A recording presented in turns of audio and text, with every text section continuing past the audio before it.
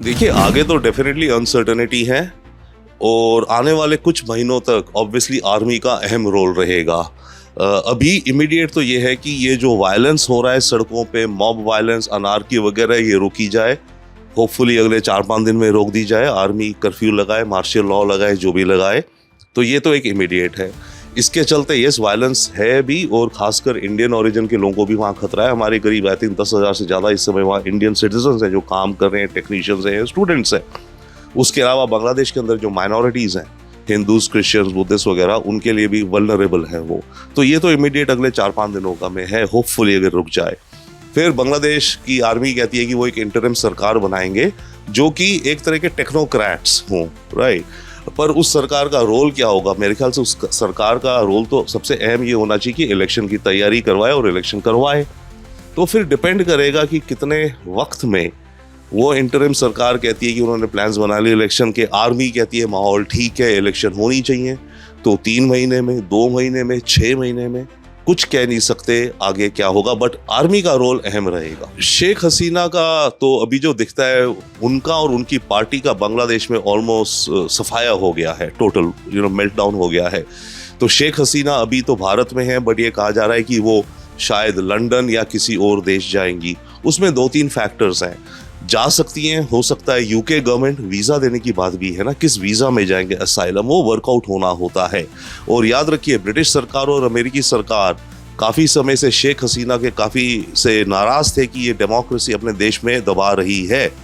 तो अब इसको पॉलिटिकल असाइलम का क्या मायने बनता है, बट ब्रिटेन दे सकता है। शेख हसीना को वहाँ इनकी सिस्टर है, उनकी वो ब्रिटिश सिटीजन है, और उनकी बेटी एक मेंबर पार्लियामेंट है लेबर की।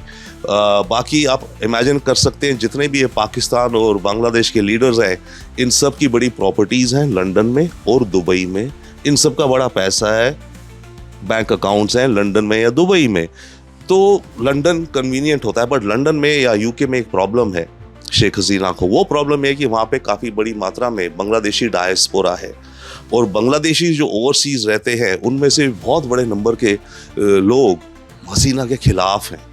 तो ये होगा, वहाँ जिस होटल में रहेगी या जिस घर में ये रह रही होगी, उसके बाद प्रदर्शन हो रहा है, ये हो रहा है, वो हो रहा है, तो वो सोच करके ये शायद सोचे कि मैं दुबई में बेहतर हूँ, क्योंकि दुबई में लॉ एंड ऑर्डर, इस तरह की डेमोन्स्ट्रेशंस अलाउड ही नहीं होती है, राइट। तो ब्रिटेन में उसके लिए हल्का सा ये चैलेंज रहेगा। अदरवाइज भारत में रहने का I think India gently avoid करेगा, और हमें अवॉइड करना चाहिए उसको, उनका यहाँ लॉन्ग टर्म रहना। वो सर्टेनली बिल्कुल डर का माहौल है, और ये डर का माहौल बढ़ेगा। देखिए, 2 चीज़ें हैं। एक तो शेख हसीना की जो भी पार्टी थी, शेख हसीना ने काफ़ी गलतियाँ करी। ऑपोजिशन भी बड़ी गलत है, BNP पार्टी और जमात इस्लामी, वो बहुत इस्लाम, बांग्लादेश में वो इस्लाम लाना चाहते हैं। जमात तो पाकिस्तान से पार्टीशन ही नहीं चाहती थी। तो वो जो है कट्टरपंथी भी हैं। शेख हसीना उनको दबाने के लिए काम कर रही थी, पर जरा इसने ज़्यादा कठोरता बरत दी वहाँ पर, जो एक तरह से कुछ अत्याचार भी हुए इनकी सरकार द्वारा। तो पॉइंट इसकी अब ये हट गई हैं।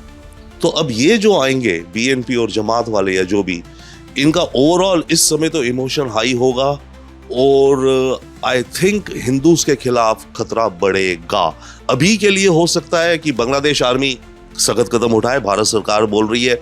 और ओवरऑल देखिए, केवल हिंदू ही थोड़ी मारे जा रहे हैं वहाँ पे, बांग्लादेशी भी तो मारे जा रहे हैं, मुस्लिम मारे जा रहे हैं। जो 300 मरे आपस में, अवामी लीग के लीडर्स को मार रहे हैं, उनके घर जला रहे हैं, उनको जेलों में डालेंगे।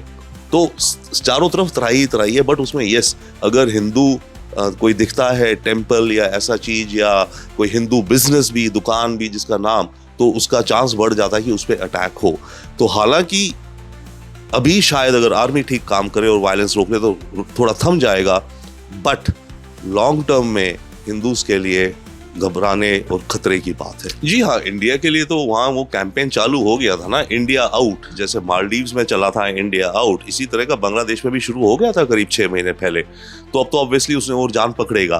तो इंडिया के लिए चुनौती है, बट आई थिंक हमारी सरकार, क्योंकि ये नेबर है हमारी करीब 4000 किलोमीटर की बाउंड्री बांग्लादेश से है, जिसमें 2000 बंगाल और बाकी 2000 नॉर्थ ईस्ट की स्टेट्स। तो इंडियन गवर्नमेंट और आई थिंक मिनिस्टर जयशंकर ने भी कहा है, हम डेफिनेटली बांग्लादेशी अथॉरिटी से बात करेंगे, क्योंकि देखिए हम मानते हैं आर्मी न्यूट्रल है, प्रोफेशनल है, पॉलिटिशियन से नहीं अभी चाहे हम करें, ओके, बट आर्मी तो प्रोफेशनल है और इस समय आर्मी कंट्रोल में है। तो अव्वल तो इंडियन गवर्नमेंट बांग्लादेश आर्मी के साथ डेफिनेटली यस प्रोफेशनल कम्युनिकेशन करेगी।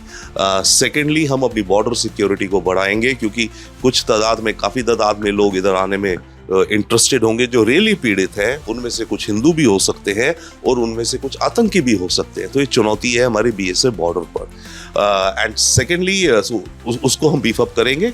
एंड सेकेंडली बांग्लादेश गवर्नमेंट से आई थिंक हम इमीडिएट उस पर जाएंगे, वर्किंग रिलेशनशिप पे तो हम डेफिनेटली रहेंगे।